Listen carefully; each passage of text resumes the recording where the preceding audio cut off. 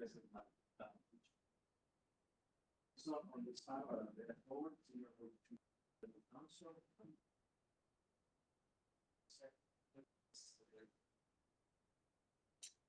The hearing context for all students are in NYC mathematics to the 104 boards from the United States students of the building, land development. One quarter is to ground to work. 104. So other thing that 19,700 sort of start. We formally use it by the city, but the deal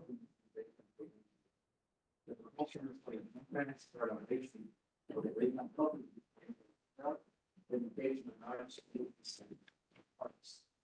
arts will serve the local community with education, work with development funding, and use and arts standards. Solid hearing was occurred prior to NYC of studying the investment students. Additional work by the offices of the city council and the planning pursuant to New York City partnership. I'd like to thank all of the guys for the hearing. We look forward to your comment on this side. We will now have presentations by the developers of Michael Johnson, treasurer, and one woman for more stewards and subsidiary. And we're not going to be slow.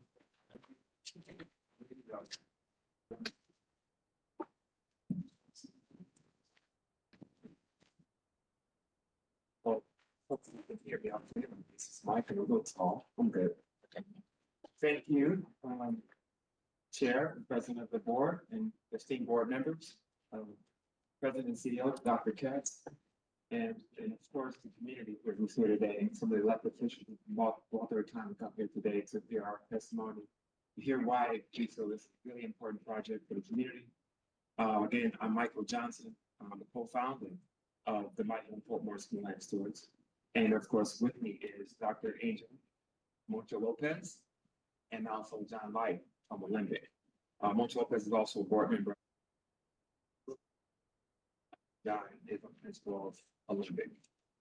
This building, that you see in the picture here, this is dating, it's a photo probably back in the 80s of the what was at one time the Lincoln Recovery Center. It had several names: Lincoln Detox Center, People's Detox Center. This building was actually built in 1931 as a place where healing and community health would be taking place. Our project team's going to talk a little bit about the history of the building. Dr. Lopez will talk about that. I'll go over the project summary a bit, and then we'll talk about what led us here and the vision of the community which brought us here today. We'll talk about the community setback and kind of feedback in the visioning of this project and what it meant in terms of the construction of the pillars, in which we'll talk about, which led to the formation of a feasibility study, and then an RFP that we responded to create the process we responded to from the RFP process that H&H and EDC actually put forward.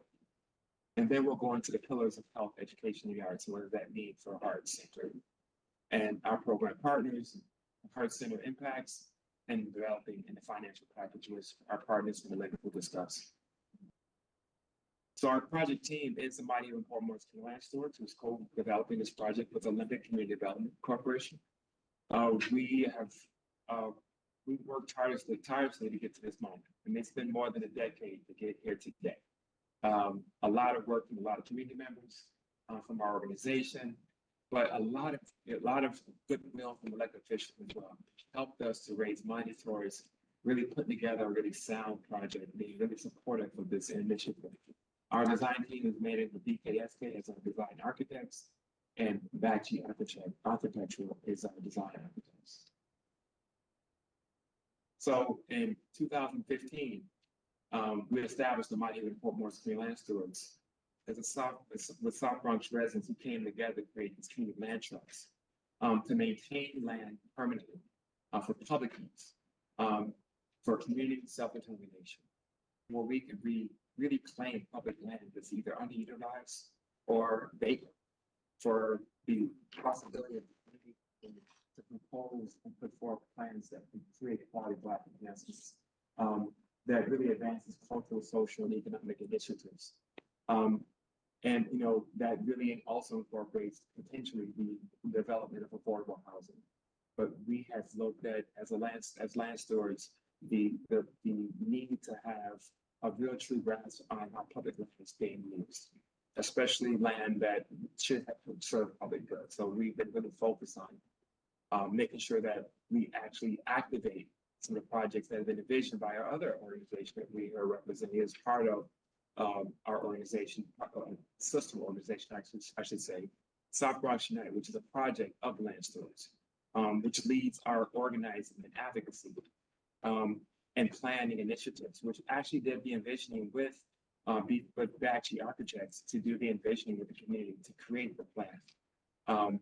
And we also work, the South Bronx United also is a really strong advocate for clean air and health and quality of life.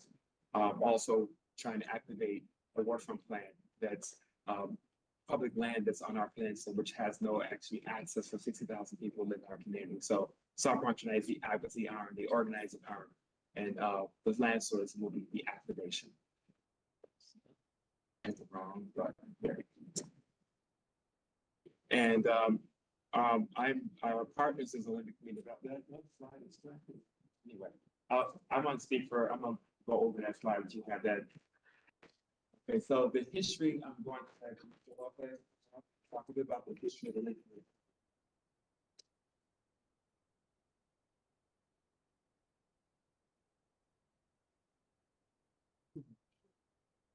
My name is Poncho Lopez. I earned my degree as a curator at the Museum of the City of New York, and it happens that today I was interviewed for TV to talk a little bit about the second point that we have there. The Lincoln Hospital and this building is associated with the occupation by the Black Panthers and the Young Lords in 1970. And on next Monday, it's going to be 55 years of.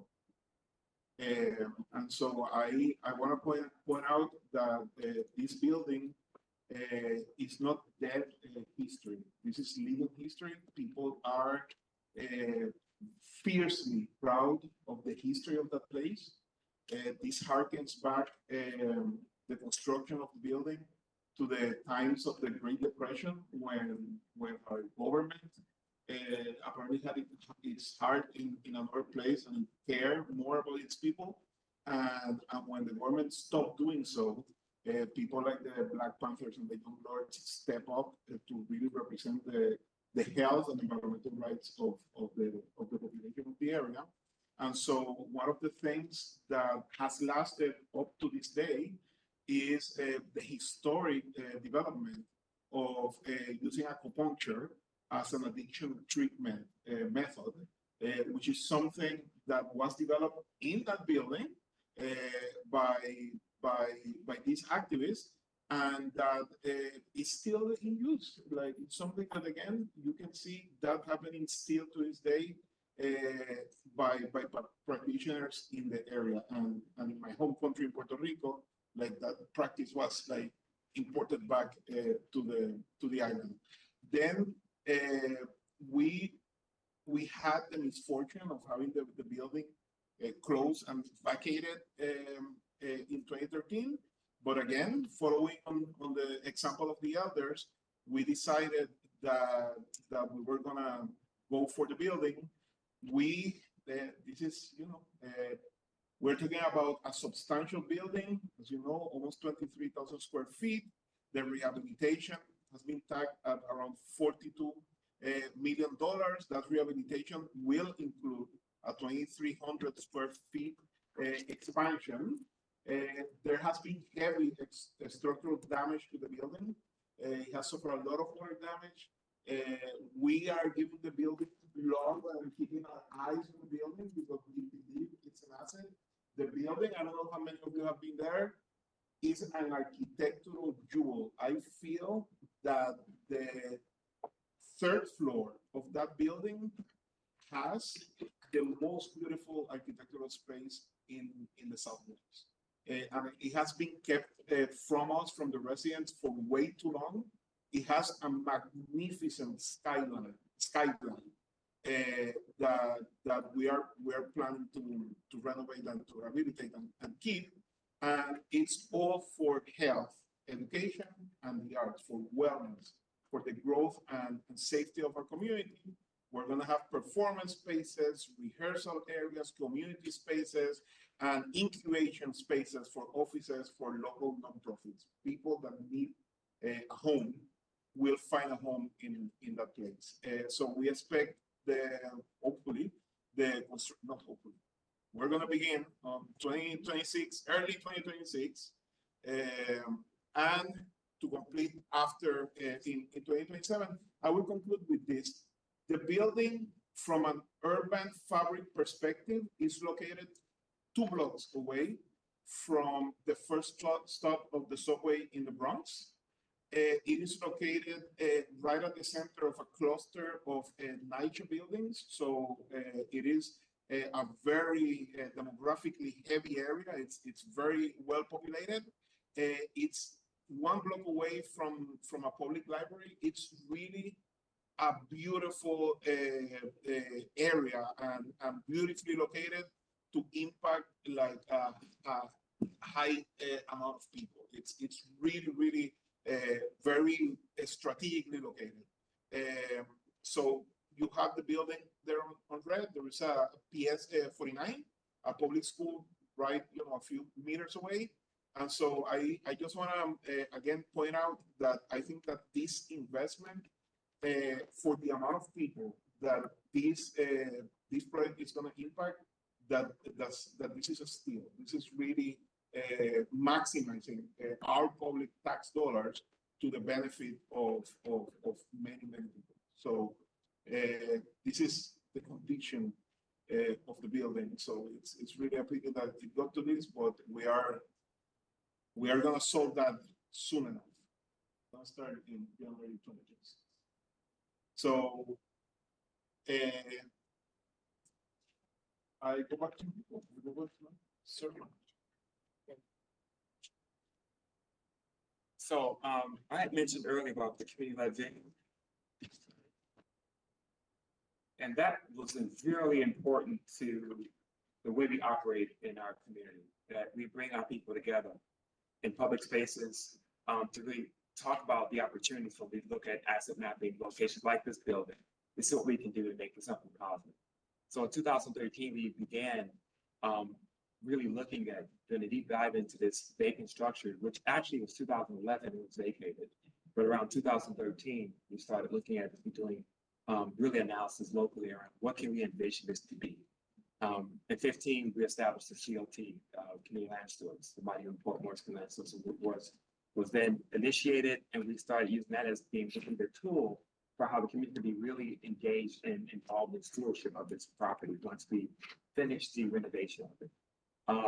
South Bronx United as a partner brought in some architectural analysis with the Bernard and Ann School of Architecture at CUNY.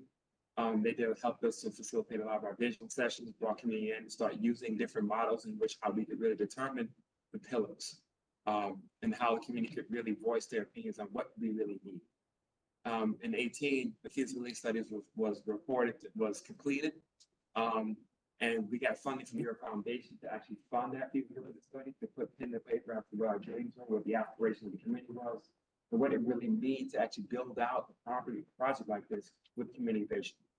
And then in 18 through 2022, we continue to do Heart's annual festivals, as you see on the image here. This is a group of the NYC, which has performed right here in this room many times. They've been operating out of 2 church bases in the Miami area. They just were in the New York Times this past week about the great work they do. They started off like 10 youth, and now they're up to 120 youth, and a huge waiting list of students who want to come here and get free music lessons. This is something we know in terms of arts and culture, the deep important issue in our community, since we are a contributor to 2 music genres, hip hop and salsa. Culture, arts, and culture are connected in that competition. So the community feedback, We see Moncho much younger there in this photo. Oh, yeah. Much younger, with his daughter who's now going to high school next to him to the left. So it's been time, but it takes time to do it right. And it takes community to do it well. And so what came out of the feedback we received and what we all really know about health disparities. I'm not going to speak to the choir here. We all know here, sitting here in the hospital, about the health disparities that are taking place here in this community. Where 1 in 5 or 1 in 4 of our children with asthma. There's an asthma clinic right here in this hospital. The saving part of us, only 2 weeks ago, Marcia and I and a lot of us lost a good friend that was here in the hospital. Had been living in this community for 50 years. But that's not a norm. We lose a lot of people because of health disparities. We know how important it is to have health be a pinnacle part of the pillars. But education also is a super important, and that came out as a heavy leader in what needs to happen in the Senate. That without education, and see how we've been left behind. We know we have to do things. We're in a position where our school district, District 7, is one of the force performing innocent. So we need extracurricular activities. We need upbeat NYC. We need other opportunities for our children. And we, through these vision sessions, determine that who's best to do it by ourselves. We have to bring in the tools to make sure we can help facilitate what happens outside of the classroom so we can better outcomes for our children. And then going back to the arts and culture. It's one thing that if you have spent time in the South Bronx, you know the feeling, what that really means, the vibrancy of our culture. We are true melting ethnicities coming across the globe to this location to start families, to start their lives in the United States. And most often they stay for generations. And we celebrate each other's culture. That's important to us. And arts is pinnacle, right? That's how we communicate with each other. So, our communities, face displacement. We see how even nonprofits didn't have a space. They're being displaced because of real estate speculation and gentrification. We're doing good work in our community, but couldn't afford to be here. So we need to create a space for them as well. So in 2022, after a lot of advocacy and organizing elected officials and really doing the good work, the RFP was released by EDC and H&H. And we were fortunate to be able to respond with a great partner of Olympic 2023, where we became the conditional designate. And since then, our development teams have pushed design element, which we're 100% design drawings already. We're really close to having our full architecture finished and ready. We've already released RFPs for general contractors to see what they make sure our pricing is correct. So they'll be ready when we are ready. When you all are ready, we can move this project forward. And in 2025, we expect, which we are right now, we're looking at the ground lease execution and final closing and construction. And I'm just going to go into the pillars a little bit, which I already have. But this really resounding, this really adding another note to the importance of health and wellness, education, arts, and culture. Our community desperately needs all three of these, and I think they work really in unison together. I don't think there's any other location, any other projects that's taking place in our city that does all these things at once. Because of the short need for teaching. We are working now, we brought together a leaseholder or sub-leasing, and also Green City Force, which does Green Force Workforce Development in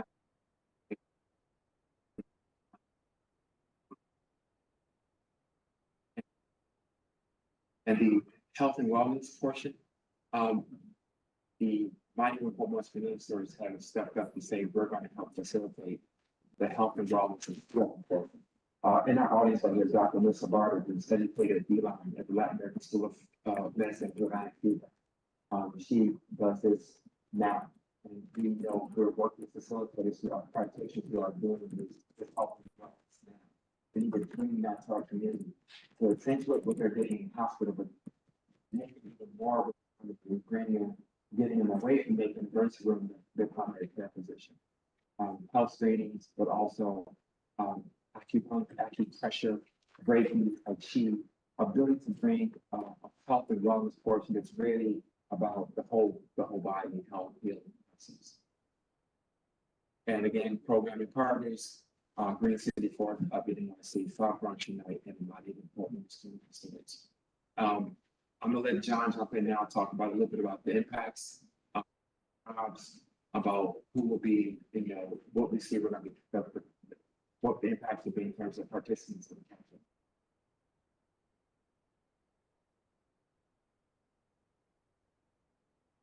Thanks, Michael. Good evening, everyone. Again, Jonathan White with Olympic Community Development. Just a minute about us. We were formed 2 decades ago to be a partner in nonprofit organizations on both affordable housing and community facilities.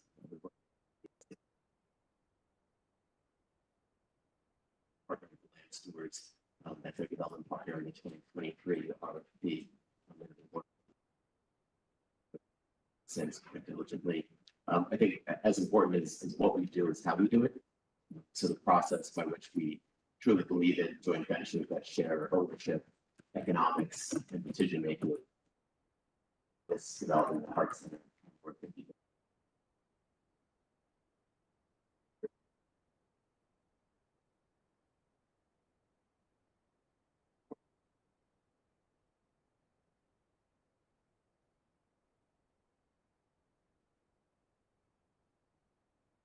Okay, so I'm going to transition from Michael has shared Ancho as well,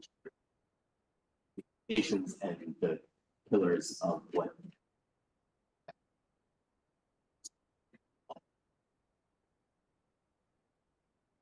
engagement and input has been around creating inputs, right? This is about bringing back such an important historic building. It's also ensuring that the work that is happening, that organizations that are involved with it are giving back and are serving community. So I'm going to take some of these in bunches. I think we all know that we have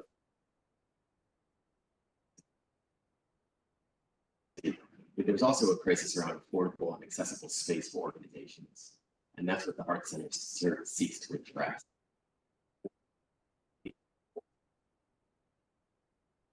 Assets, they need services that are serving people. And so service is going to create affordable and accessible space for organizations to do their programming. The affordability part is particularly important because by having organizations pay less in rent, that means they can put more into staff to put quality jobs into their programs, into their impact.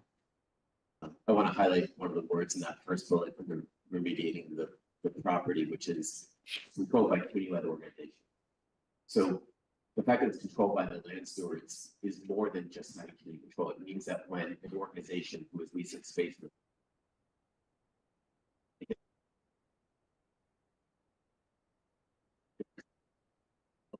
mission-oriented organization who's on the other side of that conversation, who's going to be working with them, understanding that rent might be late, right? That things are going to need to be quite important who's controlling these properties. Direct impacts in community, obviously job creation is huge. Not just any jobs, but real priority and quality jobs. So in working with being the Green City Forest, the other partners will be leasing space. It's a real focus on job retention, creation, hiring locally, and then ensuring that these are well-paid jobs.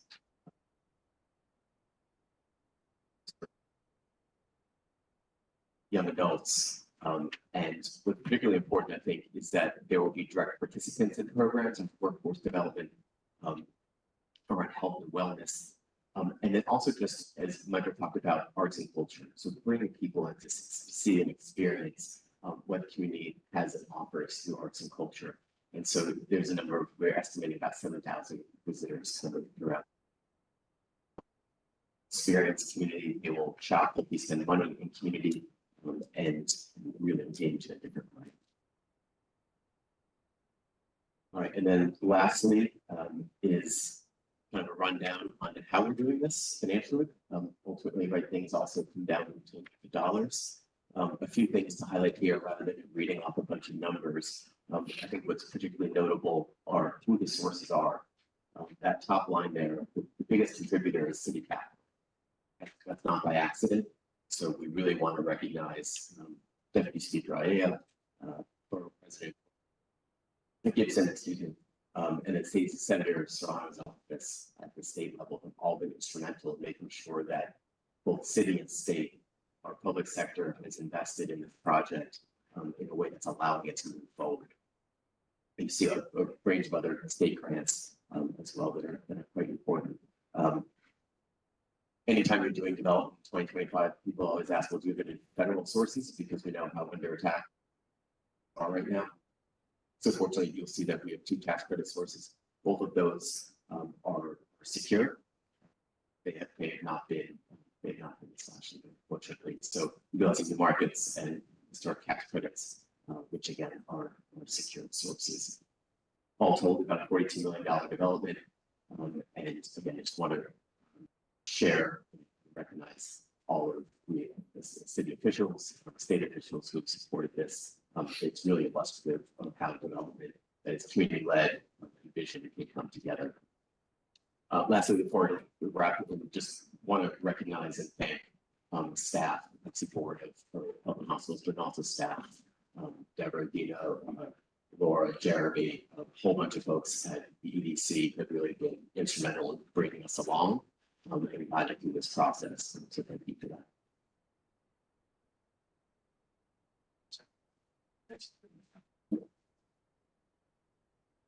Thank you so much.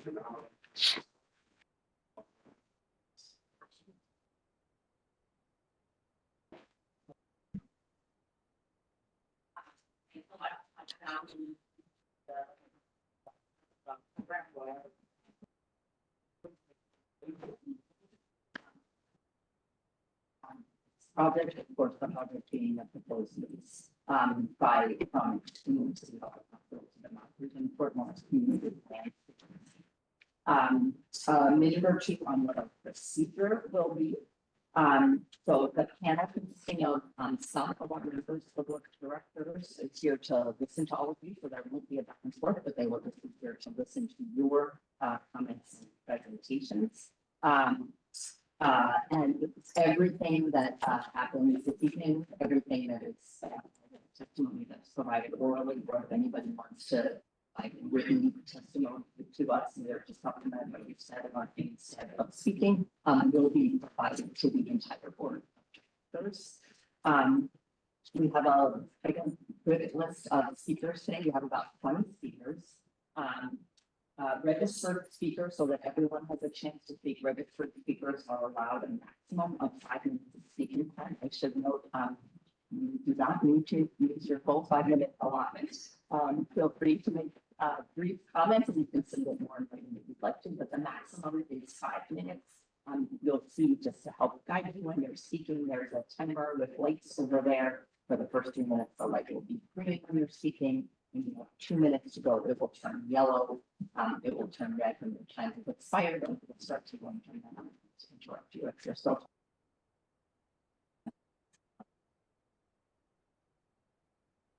Can get a chance. I will the microphone is over there. I'll not even announce the speaker who is coming up, but the person coming after them, so that people can get in position and then speak next, and we can keep quickly. I think that I can use some option and please correct me and first to my very best. So looking forward to hearing all of you, and with that, speaker, the Honorable Vanessa Gibson, the Boston.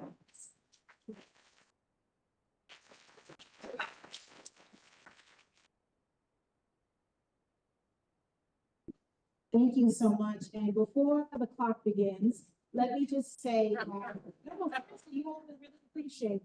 Thank you to the board and to Lincoln and to everyone. For the last 3 hours, I have been with deputy mayors in the hub.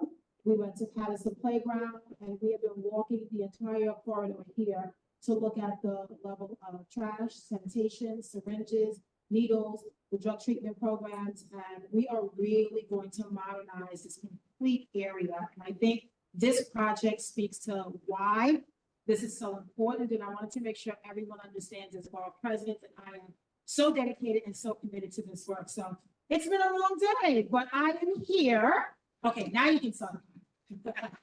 Thank you. So good evening, ladies and gentlemen. I am Bronx Borough President Vanessa L. Gibson, and I am very proud to be here this evening to testify in strong support of the proposed lease by New York City Health and Hospitals. Thank you, Dr. Mitch Katz, for the Arts Center, a transformative partnership between the Mott Haven, Port Morris, Community Land Steward, and Alembic Development Company. To all the board members, thank you so much for us tonight. It really speaks volumes to your priorities as well in working with our community and the elected officials. So thank you again, New York City Health and Hospitals, Lincoln. I want to thank our Madam President and CEO, Cristina Contreras. I want to recognize the Lincoln staff and everyone from the TAB, Richard Izquierdo, and to everyone that's a part of our community advisory board. We work hard in the Bronx, and we are dedicated. Our commitment is there to behavioral health, to healthcare, to mental health services, and wraparound services. I am so proud that in this adopted budget for FY26, I have made a $1 million commitment in capital funding towards this new Arts Center. We are dedicating, we are absolutely so excited about the possibilities. And I will also say, working with Christina and the team at Lincoln Hospital, as well as our elected officials, we were very proud to collectively allocate $6 million towards a new opioid recovery and bridge clinic right here at Lincoln that will be housed in this hospital to focus on harm reduction, healing, and so many clients that we see every single day. The long vacant Lincoln Recovery Center that we all know, we know the history, will really bring new life to the Mott Haven community by transforming it into the Heart Center, a health, education, and arts community center, all in one, designed by and led by the community that it will serve. This project represents more than a building. It is a bold investment in our people, in our community. It is a space. It is an incredible opportunity that is deeply rooted in our work in healthcare, healing, education, learning, development, workforce development, cultural enrichment, jobs, and investments. The Hearts Center will not only offer vital programming in preventative health, but also job programming, job training, the arts. We love the arts. And it will also serve as a home for mission-aligned community organizations like South Bronx Unite that have long lacked affordable and permanent, did I say affordable? Affordable space to deliver critical services. I want to especially commend the leadership of South Bronx Unite. They have been working tirelessly for years. Michael Johnson and his team, their unwavering advocacy, their mission, their blueprint, their vision, and their community-centered approach has truly made this proposal a reality. It was their idea, and they came to the elected officials and said, we want to make sure that this project comes to fruition. Their years of organizing, of being persistent, because we love that, when you make sure that you hold us accountable, has truly been rooted in equitable distribution of services, of recognizing that places like the Bronx will no longer be left behind, but rather the Bronx will lead in everything that is good, because we know that we have the potential, we have the talent, we have the experience, and we have the grit to make this work. This $43.3 million redevelopment will completely rehabilitate 23,500 square foot facility, which has remained vacant and deteriorating since 2012. Through environmental remediation, interior demolition, and the addition of a new 2,300 square foot expansion, the Heart Center will be reborn and rebirthed as a vibrant hub for our community. And when it's complete, it will create over 80 full-time jobs. We love jobs, local hiring opportunities with living wages and benefits, while also engaging up to 250 young people every year in green economy, workforce training, job placement, and career opportunities. And we believe in that work. As I have allocated $1 million, I've been working with Deputy Speaker Diana Ayala, Assemblywoman Amanda Septimo, and many of my colleagues, because we love to share in these projects. and it matters. And so I know the New York City Council has also made this a priority in the adopted budget as well. And I want to recognize Diana and Amanda and Senator Sepulveda and Senator Serrano and all of my elected officials for their advocacy. Together, the renovation of the former Lincoln Recovery Center into the Hearts Center and the expansion of services within Health and Hospitals Lincoln represent a dual shared commitment to clinical and community-based care with a holistic approach to public health and neighborhood revitalization that we should all be proud to champion. This is what community looks like. This is what revitalization looks like. And this is what equity-driven inclusivity and visionary work looks like. And so tonight, as I close, I want to say thank you to the Board of Directors at Health and Hospitals and all of our stakeholders for your important work. We have heard from residents and constituents and patients, and we know that this is a project that we all are so proud of, because the residents of the South Bronx deserve nothing less than the very best. And it is my goal as Borough President to not only talk about this work, but put money where our commitment is. And a $1 billion commitment is a nice start, but we are not finished. And so let's not leave this building vacant for another decade, but rather let's make it a beacon of hope, a place of healing, and a place of joy and happiness and family building for generations to come. I'm excited. I look forward to working with you. And tonight you'll hear from all of our community stakeholders about what this project means. This is truly a dream come true. And I want to say thank you all for even listening to us and hearing us and helping us as we make the dreams of the residents and the families of the South Bronx come true. Thank you so much.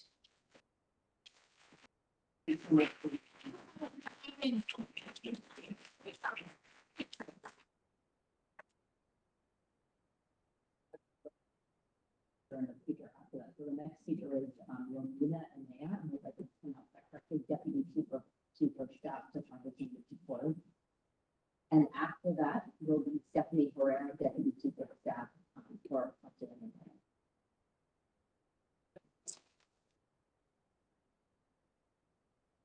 You pronounced that perfectly. I have a few words from the congressman who couldn't be here today, but good evening. My name is Romina Naya. I'm here on behalf of Congressman Richie Torres.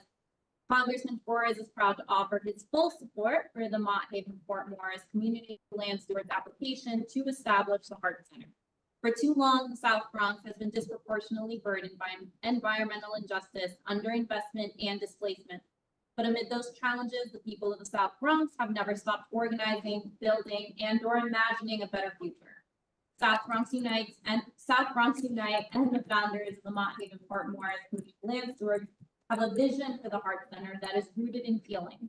This is not just a proposal for a building, it's a proposal for bringing community together through education and the arts. The Heart Center will be a hub for community organizing, arts, health education, and public health. Congressman Torres believes that when communities lead, government must listen and support. We urge you to approve this application as an investment in the dignity and self-determination of the people of the South Bronx. I will add that when we came here, we asked Michael, hey, like, we don't think that there is any controversy, or like, is there anything controversial about this art center? Because how could there be? He said, absolutely not. And just seeing everyone in the room, people that we recognize from different organizations, constituents, we see in person the support that the center has. So we really urge you to consider and approve the application. Good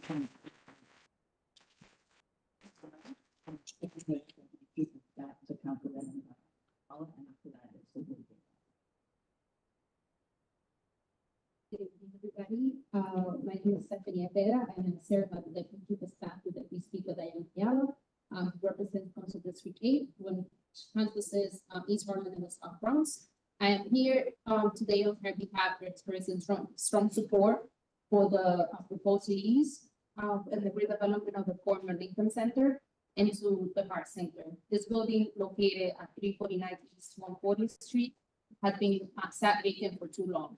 But now, thanks to the vision of charity effort from the Mott Haven Fort Morris Community Land Steward, it has changed and become into something performative, a hub for health, education, culture, and community empowerment. Deputy Speaker Ayala has been a champion of this project from the very beginning. She believes and that when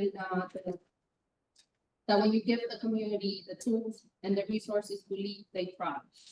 That's why she has committed over $14 million in capital funding for this project. The soft rooms are serve safe, welcoming space where residents can learn, heal, and connect. The Heart Center will be exactly that. On behalf of Deputy Speaker Ayala, thank you for the opportunity to share our continued support, and we look forward to seeing the vision come to life. Thank you.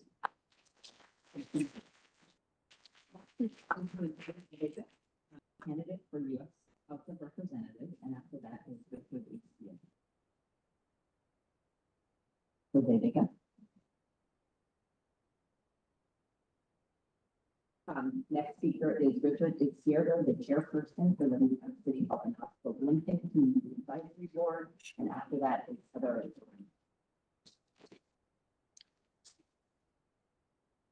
Buenas noches, good evening, everyone. Good evening, Dr. Katz, Dr. Pagan, distinguished members of the Board of Directors at Health and Hospital. My name is Richard Izquierdo. I'm the chair of the Community Advisory Board of Lincoln Hospital. And I'm here to provide testimony on behalf of myself and my colleagues from the CAB in support of the proposal for the leasing and rehab of the former Lincoln Hospital Recovery Center to develop the Health Education Arts Center.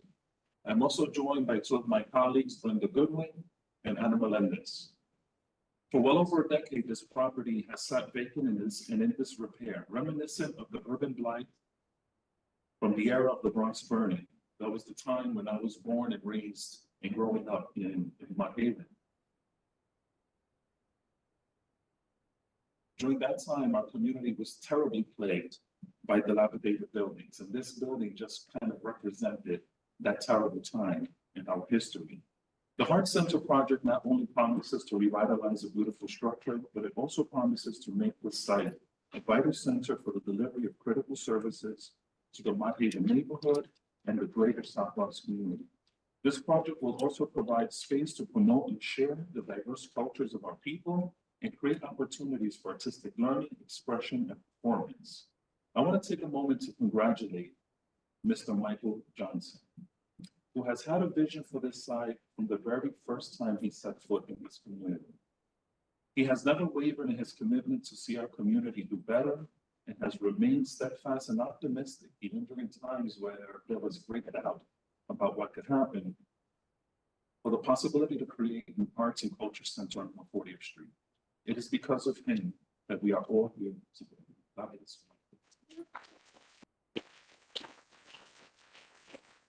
Mentally, and the team with Olympic have put together, have developed a very thoughtful, well thought out, very thoughtful and sophisticated proposal that was informed by the community, responsive to the city's RFP requirements, and includes a hell of a capital campaign. We, the members of the Community Advisory Board of Lincoln Hospital, are looking forward to a favorable decision from HHC's board and leadership on the leasing agreement with the Olympic project. Thank you.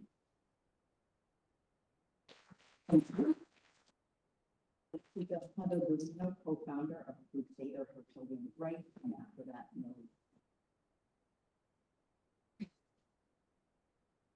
Heather Garcia.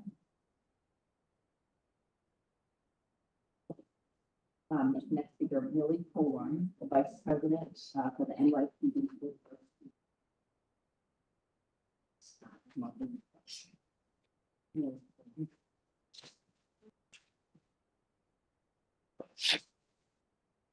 William Sutherland, private citizen.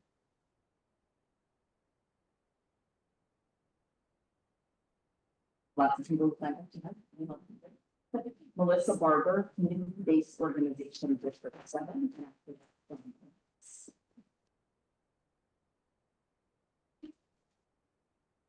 Good day, everybody. My name is Dr. Melissa Barber. I happen to be the president of the Mott Haven Fort Morris Community Rights Series. I have worked over 12 plus years with my community, and libertad in creating this project and journey. And so I thank you all for being here. But I want to say that this project for me represents the journey. It represents us standing on the back of our ancestors and the history that they bring to our community. It represents the grit of the people in our community to do the impossible when they tell us that it is impossible. I stand here on the backs of our ancestors because those Black Panthers and those young lords thought that our community was worth it. And we still have people who think that our community is worth it. And so the 12 plus years that we have put into this project of fighting for it, through mayors, through governors, through council people, through assembly people, we stayed the course. And we stayed the course because our community is worth it. It is worth it to build places in our community where people don't have to go outside of our community to get arts and culture. It is worth it for us to have the right health care and the holistic care that we deserve. It's worth it for us to have the education that we need. And so we continue to fight for that, and we will continue to fight for that. Yes, this is a lease, but hopefully we can buy it, right? And make it a permanent state in the community because we deserve that. And so when we stand here and we talk about this project and we talk about the longevity of the 13 years that we put in it, this is a dream of the community because every single envisioning session was mothers, fathers, sisters, siblings, brothers, whether they spoke English or not. We made sure that they had a place at the table to let us know what it is that they needed, what it is that they wanted in our community. And we listened to them. We made sure they had a voice. And we continue to be that voice when they weren't in the room. And so every step of the way, we've always thought about our community and what they told us they wanted and how they told us they wanted us to represent them in these meetings and in these boardrooms. And so I believe that over the 13 years, we have literally sustained and maintained that vision and that dream that they gave us to carry and hold on to as we begin to present this project in all facets, in all places, in all rooms, in all boardrooms, and to shut up. And we still refuse to shut up because we're a community that deserves it. And so I thank you all for being here tonight. I hope that you are in favor of this project. And if you're not, we'll continue to knock down your door and shut it. Okay? Have a good night.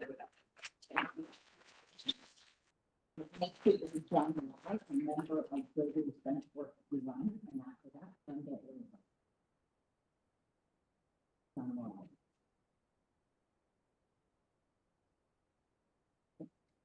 Brenda Irvine, private citizen.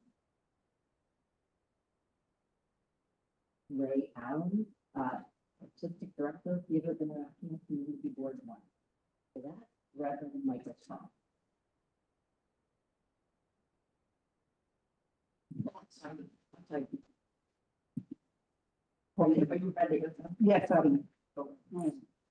good evening. My name is Brenda Zhang, and I live in the Norwood section of the Bronx. Since 2024, I have been a supporter of South Bronx Unite. I would like to take this opportunity to urge the Health and Hospitals Corporation to grant a 99-year lease to the Mott Haven Port Morris land students regarding the vacant Lincoln Recovery Center at 349 East 140th Street. This vacant property will be renovated into a community center for the arts, which will emphasize health, education, and the arts. A long-term lease would aid in establishing the land steward's administration and oversight of the Heart Center into the future. Also, it represents a commitment to the South Bronx residents, a much-needed multi-use community center that will enrich lives, as well as provide services and programs at no cost to all. Above all, The Heart Center represents community empowerment through engagement and governance. Corporate interests and greed are excluded. Therefore, I appeal to the Health and Hospitals Corporation to grant a 99-year lease to the Port Morris My Neighbor Land Stewards. This will ensure that public land serves public good, not profit. Thank you for your time and consideration.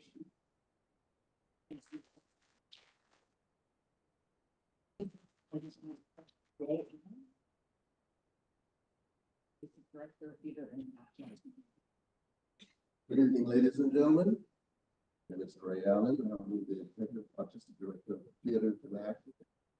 Also the Theater Arts Specialist and Community Outreach Coordinator for Aspida being one, which is this. From the Heart Center, we are at 345 Brook Avenue Educational Complex. Serve this community. We serve this community in arts and culture, which is so important. It's the heart of any community. And I'm here to also give support to having this, the nerve to have the Arts Center here in the South Bronx. I've lived in the South Bronx since 1968. And I've seen those of us who've been around, have seen South Bronx went from good to burnt out. And then from ashes, you're rising again. I've been one of the pilots as a student when John V. Lindsay,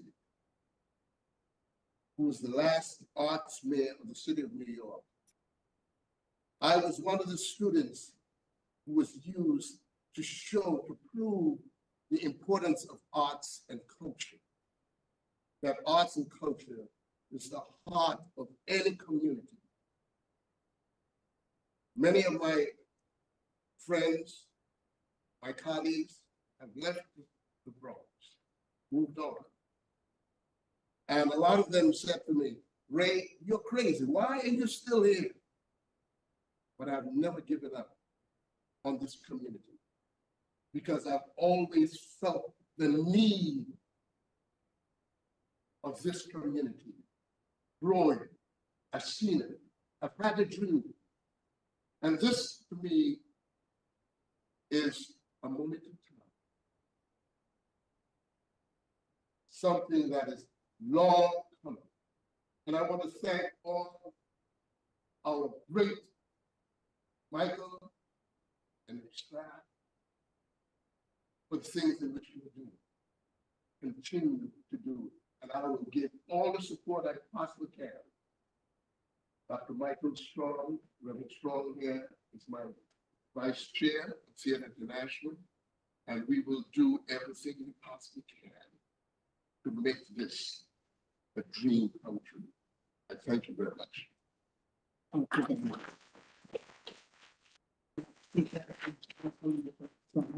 after that, David.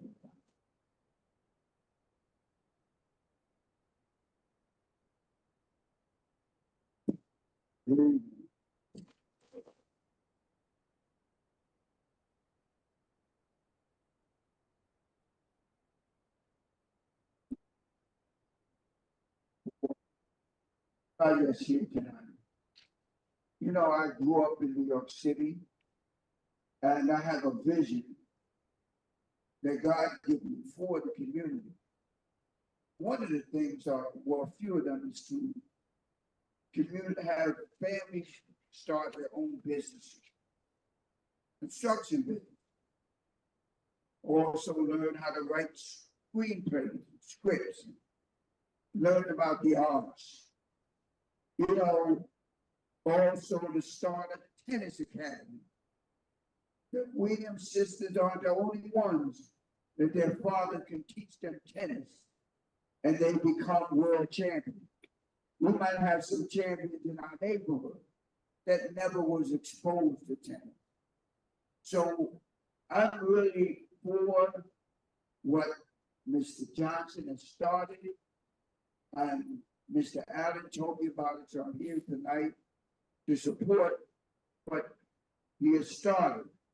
And I have some information I'd like to give to them to become a part of what they're doing and to help to expand what they already started. It's going to grow. It's going to grow so big that the Bronx will become a new Bronx, a Bronx that the nation will be talking about because of a spark that's strong. Thank you.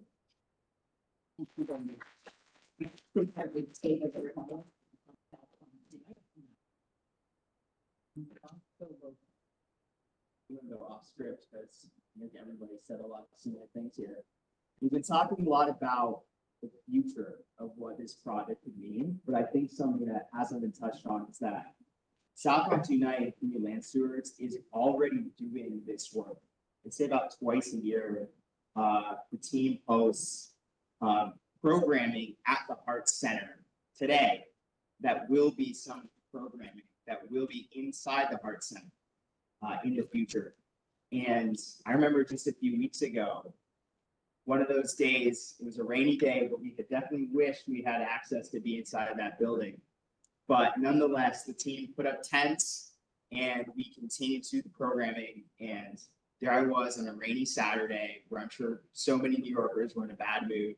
And I was just there getting a massage, you know?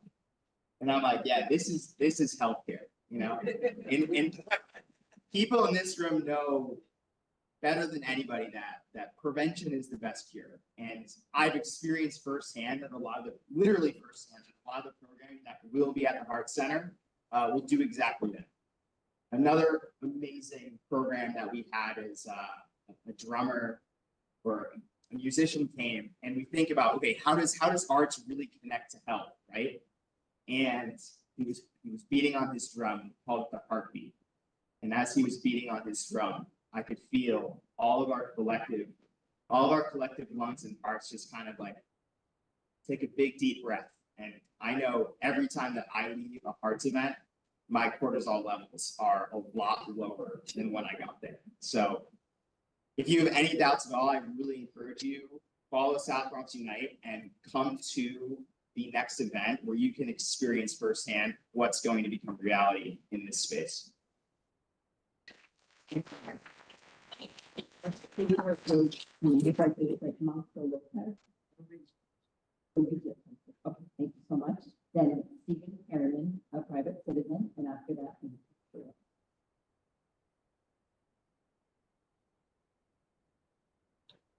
Hello.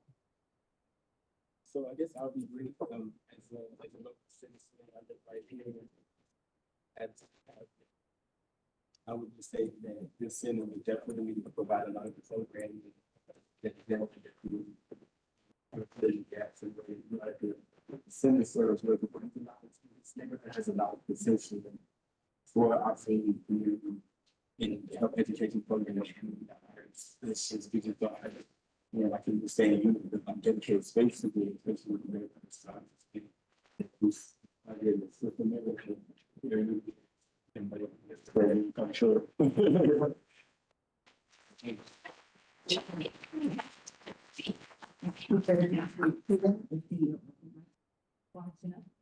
After that, Melissa.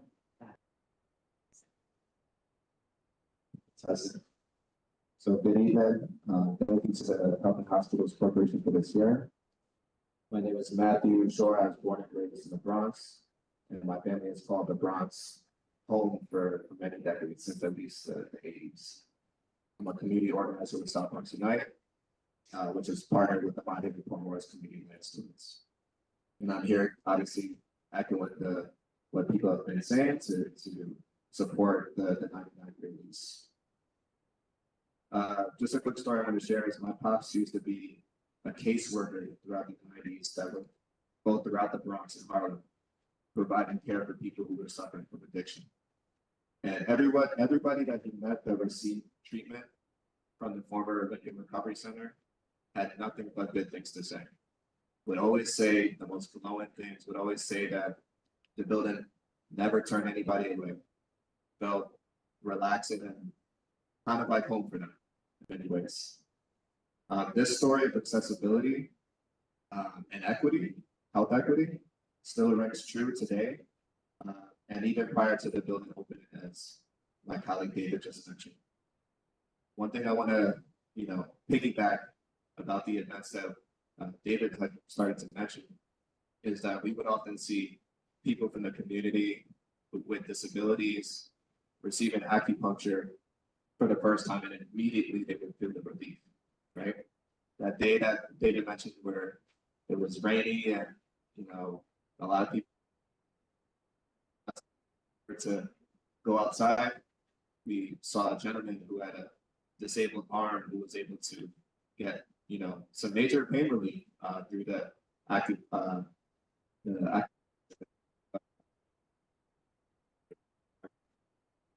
festival we recently had.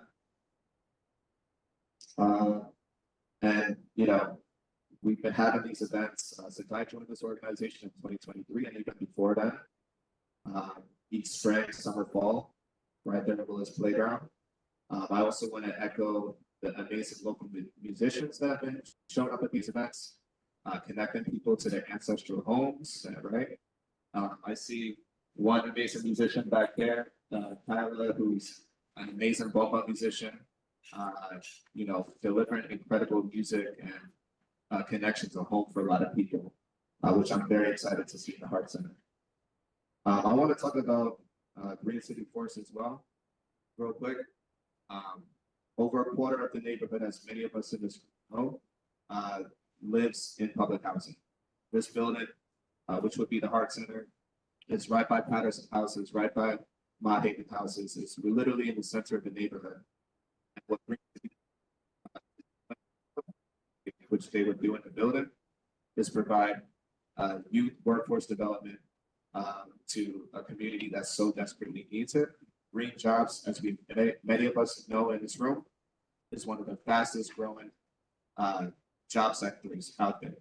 And so the opportunity to be able to provide people right here in the South Bronx with the training to get these high paying jobs would literally be a godsend for many, many families, right? To be able to not only get well-paying jobs to provide for their families, but be able to address, the challenges that we face with climate change, of which this community is so, intensely impacted by. Lastly, I want to shout out the Community Land Trust, the Mount Haven Port Orange Community Land Stewards, and just the excitement that model of not only development, but decision-making represents. This building is, directly connected with the Community Land Trust model, which,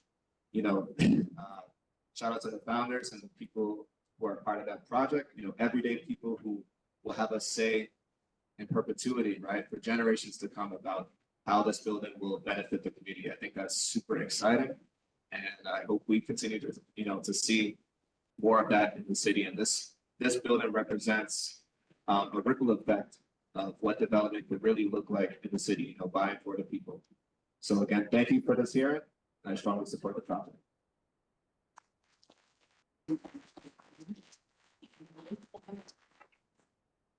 Yes, honestly, yeah, I don't. So I want to keep this brief, and I want to kind of just tackle on the theme of connection, and kind of talk about how I found my way to South Washington through this art project.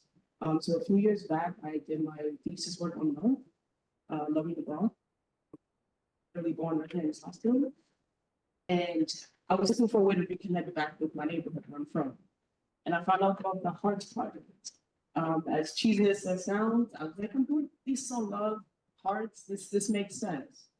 So through that project, I had an opportunity do thesis work and all that opportunity to meet Moncho and Dr. Barber and Michael and Michael Johnson, obviously Matthew Shore. I forgot too much, and I am the other half of the organizing team, it's not much tonight. And just a quick story about how I live here and how I think that this project and once this building is actually physically done, how it's gonna bring further connect the community and further connect all these random folks, right? Like I'm sitting next to David. I didn't know David 2 years ago. I didn't know any of most of these people years ago. And so I'm full support of the Hearts Project, and I'm blessed to be here to the board. And yeah, let's make this happen. Thank you.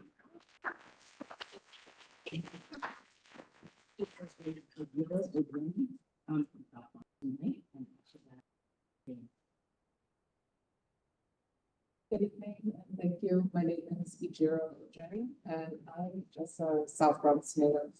And the reason why I support the Hearts Project, because in my 20-something years of life, I've never seen anything like it. Growing up, and even to an extent now, the whole narrative was like, if you need something well, and you need something of quality, you need to go outside of the Bronx.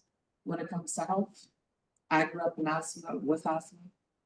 A lot of my specialty appointments, Manhattan. When it came to education, my mom trucked me to Harlem and even Brooklyn. When it comes to arts, like, I'll be real, we have arts, you know, but we don't get the recognition that we deserve. And literally with these arts, with the Arts Center, that's gonna change all of that. You know? So the reason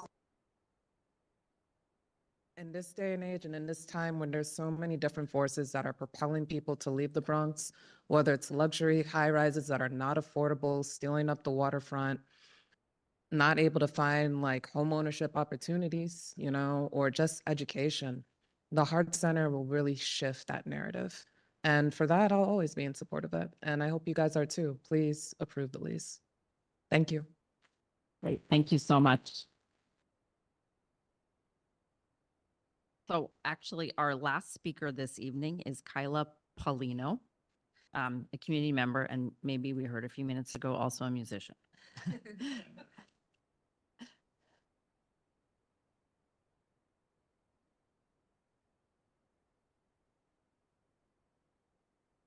Peace and blessings, everybody. It's an honor to be here, and thank you all for being here. Thank you all for organizing for this heart space. I used to live on the block of just a block away of what is now Lincoln, or what was Lincoln Recovery Center. I worked in harm reduction as an IQ detox specialist. One of my elders, Walter Bosque, started that auricular acupuncture, the 5-point protocol with Dr. Mutulu Shakur. Those were the young lords in the Panthers and Black Liberation Armies that were holding down our communities when the Bronx was burning. So we do stand on those ancestors' shoulders. We just deserve healing. We deserve life. You know, we walk down right now, we're on 149th. You see the living dead, right? But when the world is trying to tell you or preach death to you and give you death, when you're at war and you've been at war and your ancestors are surviving colonialism and all the things, and you're outside on these streets, like with this financial crisis, people being pushed and shoved and dragged, and life has just hit you that hard, and everywhere you go is a no. Love is that powerful. Love is that healer. Like, people, some of the most amazing people in our community, some of our elders that have held us down, that have stewarded gardens and lands and created sanctuary spaces in the middle of all of this madness, when this community was one of the poorest congressional districts and babies were still being brought up here and we had to be educated and the school system wasn't doing a great job because it was not being funded, which still a lot of our arts programs and funding is being cut in our communities, and we still see so many of our families like having housing insecurity and food insecurity and all different types of struggles, right? Like, when we come together, we are the answer, we are the solution. But we have to find spaces where we see each other and where we see the love and we see like the beauty and the magnificence of our people and our culture, and also education, right? Education, knowledge is power. So we have such a health crisis here, like diabetes, high cholesterol, blood pressure, PTSD, anxiety, depression, all types of things. Like the list goes on and on and on and on. And there is so much healing. But if we don't have the education and we also don't have the spaces that make us feel like it is for our people, that it's not for someone else who's coming in that has a higher income bracket, that everybody's welcome, right? That's when we heal. And I say this because for 2.5 years, I worked in a health clinic that was in harm reduction and was servicing people that were outside, people that are coming directly out of prison, people that are coming directly out of shooting up in OPC. And in that space, it was always love. Nobody treated each other, robbed each other, did any of the things that we hear about outside, because when they came into that space, they were met with such love and healing. And so it's like we are all worthy. I also used to work just right around here in a domestic violence shelter as a child care provider, just around the corner from Lincoln, you know. So you see, like ever since a young age, a lot of our communities are experiencing so much violence. So love is the antidote, culture is the antidote, education is the antidote. To be able to have access to arts and different kind of art is therapy, right? Music is therapy, is healing. So for people to have options, right, of these are all things that you can do that are available and accessible to you, that maybe we don't often have the ability to explore that. And if you can't explore those elements of your being, you don't know what your potential is. So it's stunted. And if we're stunted, you're frustrated. And if you've been rejected by the world, and then you're at war with yourself. And then you're protecting yourself because your nervous system is on fight or flight. So when we can finally just like be in spaces where we actually can love each other and see each other and feel each other and heal each other, that is so, so, so powerful. And our children deserve it. Our elders deserved it. And that's why they have fought so hard for us to be able to have spaces like this. And now that you're all here and that we have the possibility to have conversations around funding this, I just know that the entire community will greatly benefit. And it's also, not only is it like, it's not just harm reduction, it is liberation and healing. It is not just like, you know, only hearts and love. It's like really, really, really important because it's also violence prevention and violence intervention. We're talking about projects that war with each other because we're not having a conversation.